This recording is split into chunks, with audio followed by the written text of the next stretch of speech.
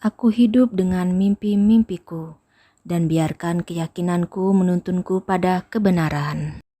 Assalamualaikum, jumpa lagi di channel YouTube Zakaifat Love Stories. Cerbung menjelang pernikahan atau nyanyian hujan adalah cerbung yang ditulis oleh Zakaifat Aizawa. Selamat menyaksikan part 3-nya ya. Pras, Abiasa tampaknya sedikit aneh, iya kan? Zahara memulai pembicaraan ketika Abiasa keluar kelas. Kenapa? Karena apa yang terjadi barusan? Itu juga, tapi hanya kecurigaanku sih. Dia bergabung dengan klub literasi hanya karena kamu. Itu gak masuk akal, dia gak punya alasan untuk itu. Nah, itu sepertinya gak masuk akal kan?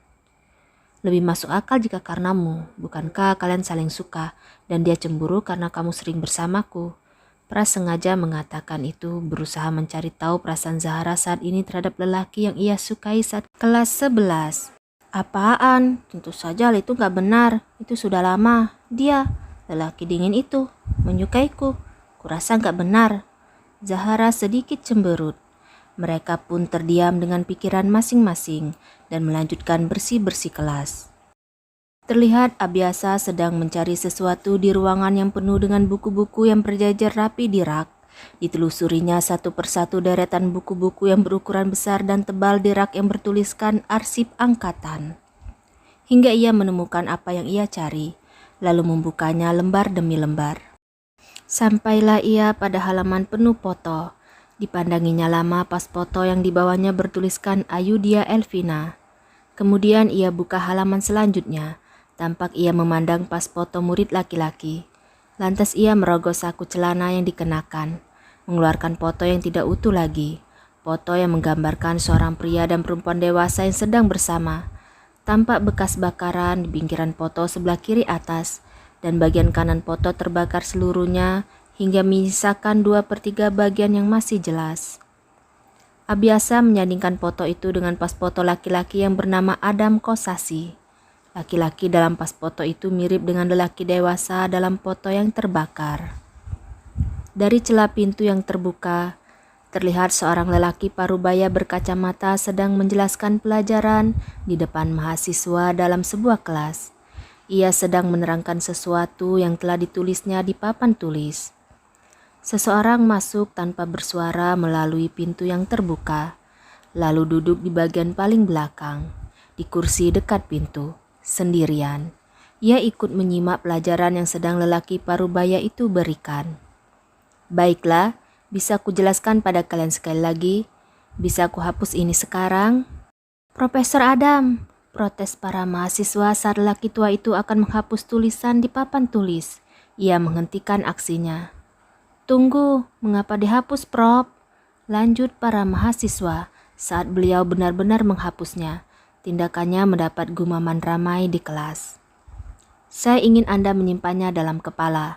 Daripada hanya mencatat dan menghafalnya, Anda bisa menemukan rumusnya di bagian belakang buku. Hal yang paling penting untuk diingat dalam matematika bukanlah rumus atau penjelasan dari soal yang sudah diselesaikan, tapi keingintahuan dan imajinasi. Saya lebih suka Anda mencoba berimajinasi di papan tulis kosong ini. Sekarang saatnya menyelesaikan beberapa pertanyaan. Siapa yang ingin menyelesaikan pertanyaan ini? Lelaki yang dipanggil Profesor Adam itu memandang mahasiswanya satu persatu. Namun tidak ada yang berani mengajukan diri. Para mahasiswa pura-pura sibuk melihat buku atau seolah berdiskusi dengan teman di dekatnya. Profesor melihat lelaki yang duduk paling belakang terus menatapnya dengan berani. Di sana, ia menunjuk lelaki berwajah oriental yang kebule-bulean. Ya, lelaki itu adalah Abiasa. Seisi kelas menoleh padanya. Kenapa Anda tidak mencobanya? Abiasa tetap memandang wajah profesor. Wajah yang ia lihat sebelumnya hanya dari sebuah foto yang tidak utuh, dengan tatapan dingin. Lalu berdiri dan maju ke depan. Saya hanya ingin melihat apa Anda mengerti rumusnya, jangan stres memikirkannya.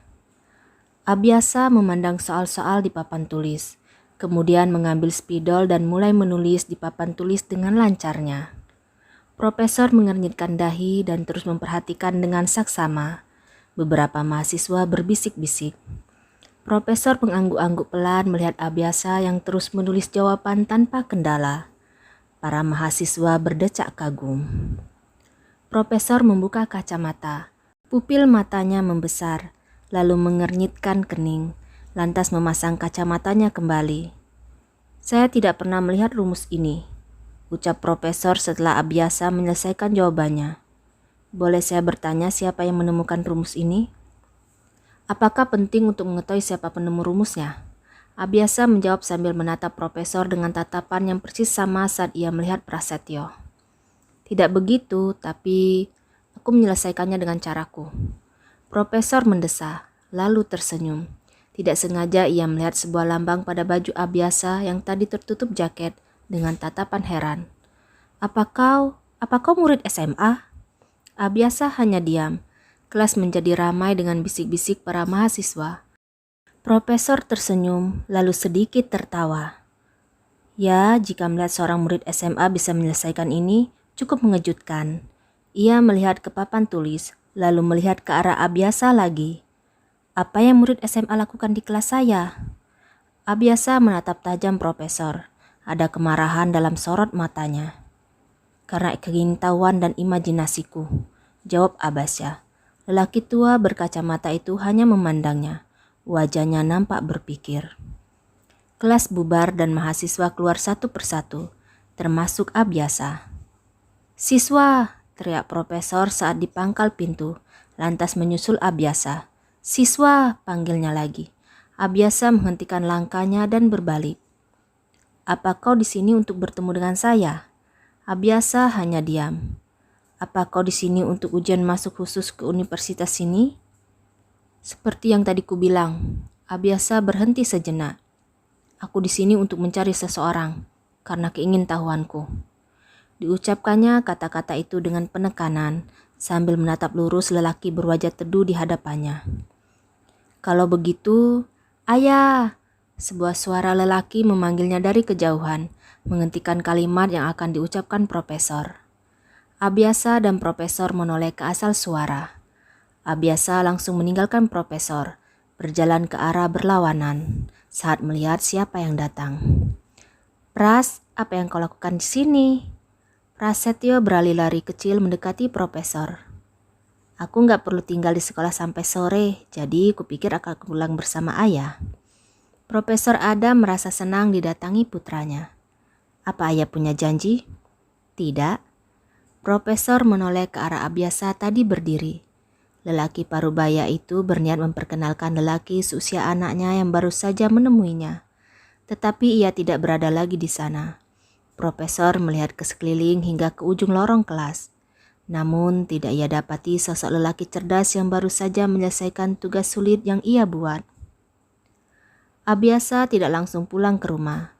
Ia mampir ke masjid kampus untuk sholat asar.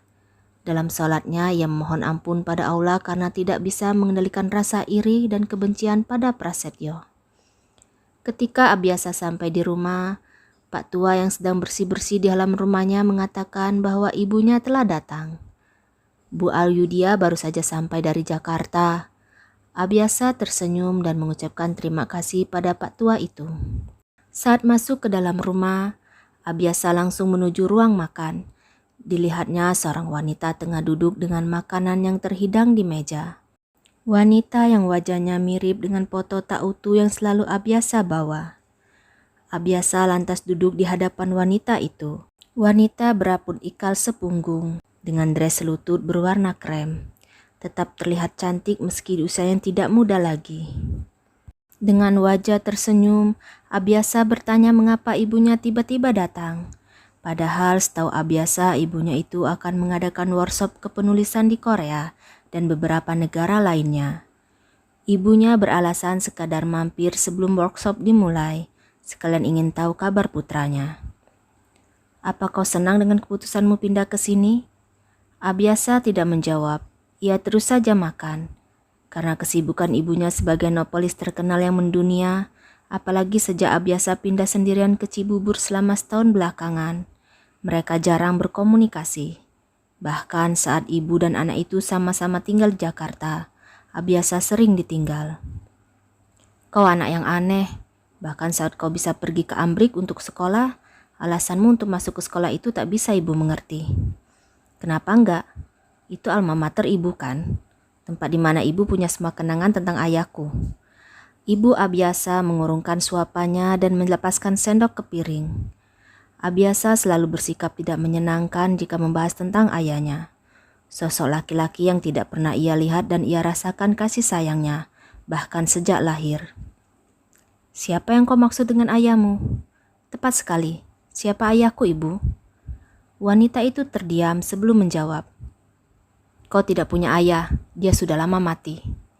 Abiasa ingin melontarkan kata-kata tapi tertahan. Ia hanya mampu diam. Setelah kau menamatkan sekolahmu, kita akan kembali ke Amrik sesuai rencana kita. Ingat itu. Ibunya menyudahi makan, beranjak dari tempat duduk dan berlalu. Abiasa hanya terpekur menatap makanan yang ada di hadapannya. Sebagai anak yang berbakti dan tidak ingin menyakiti hati ibunya, Abiasa sulit menolak. Namun, pencarian akan siapa ayah kandungnya masih belum jelas terbuka. Yang ada hanya sebatas dugaan. Masih banyak waktu untuk mengungkapnya hingga mereka kembali ke Amerika Serikat. Perkataan ibunya barusan yang mengatakan ayahnya sudah meninggal, sulit untuk Abiasa percayai. Keyakinan bahwa lelaki yang baru saja ia temui tadi adalah ayahnya masih begitu kuat. Bersambung dan quote hari ini. Seringkali sesuatu yang awalnya kita sesali kejadiannya justru sangat kita syukuri kemudian. Itulah rencana Allah, sebaik-baik pembuat rencana. Wassalamualaikum.